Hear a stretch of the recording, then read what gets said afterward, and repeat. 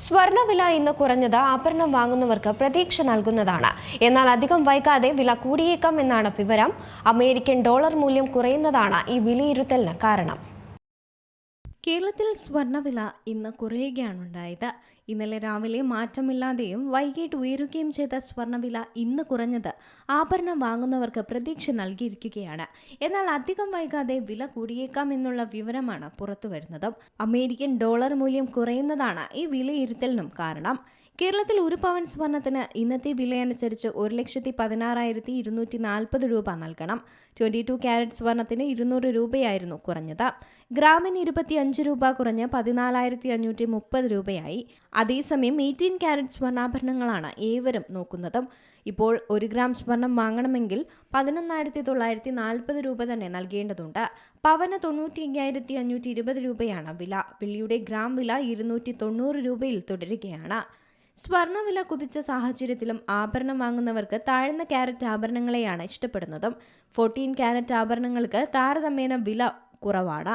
1 ഗ്രാമിന് 9,295 രൂപയും പവന് 74,360 രൂപയുമാണ് വില. 22 ക്യാരറ്റുമായി താരതമ്യം ചെയ്യുമ്പോൾ 41,880 രൂപയാണ് കുറവ് വരുന്നത്. ആഭരണം ധരിക്കുക എന്ന ലക്ഷ്യത്തോടെ മാത്രമാണ് സ്വർണം വാങ്ങുന്നതെങ്കിൽ ഇത് മതിയാകും. മിക്ക ജ്വല്ലറികളിലും ഇപ്പോൾ താഴ്ന്ന ക്യാരറ്റ് ആഭരണങ്ങൾക്കൊരു പ്രത്യേക കൗണ്ടർ കൂടി പ്രവർത്തിക്കുന്നുണ്ട്. ആവശ്യക്കാർ ഏറിയതുകൊണ്ടാണ് ജ്വല്ലറികൾ ഈ കൗണ്ടറുകളും തുടങ്ങിയിട്ടുള്ളത്. വില ഉയരുന്നതിനാൽ 22 ക്യാരറ്റ് ധരിക്കുന്നത് സുരക്ഷാ വെല്ലുവിളികൾ ഉയർത്തുന്നു എന്നതും ഉപയോക്താക്കളെ ആശങ്കയിലാക്കുന്നുണ്ട്. അതേസമയം ഇതിനേക്കാൾ വില കുറവിൽ 9 ക്യാരറ്റ് സ്വർണവും കിട്ടും. കേരളത്തിൽ 9 ക്യാരറ്റ് സ്വർണം ഗ്രാമിന് 5,995 രൂപയും പവന് 47,960 രൂപയുമാണ് വില. 22 ക്യാരറ്റിൽ ആഭരണം, കോയിൻ എന്നിവ കിട്ടുമെങ്കിലും താഴ്ന്ന ക്യാരറ്റുകളിൽ ആഭരണം മാത്രമേ ലഭിക്കൂ.